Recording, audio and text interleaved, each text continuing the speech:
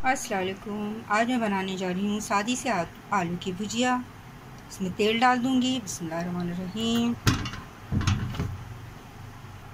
तेल गरम हो गया, अब इसमें आलू डाल दूँगी। इस तरह से काट लिया मैंने गोल गोल।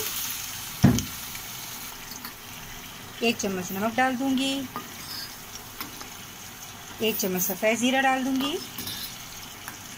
1 चम्मच कुटी हुई लाल मिर्च और 1 चम्मच कुटा हुआ भुना हुआ धनिया।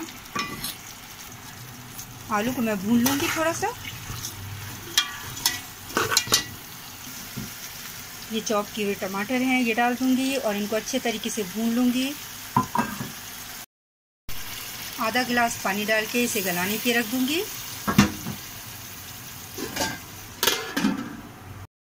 आलू गल चुके होंगे, अब मैं ढकना हटा दूँगी इस पे से। अब इसमें हरी मिर्चें डाल दूँगी। आलू बिल्कुल गल चुके हैं, भुजिया रेडी है। और ये सूखा धनिया है, आप ताज़ा डाल दें, आपके पास है।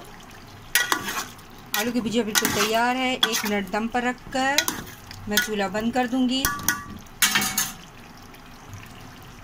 आलू की भुजिया बिल्कुल रेडी है। मैंने 2 मिनट इसे दम पर रखा। अब चूल्हा बंद कर रही हूँ। अल्लाह हाफ़िज़।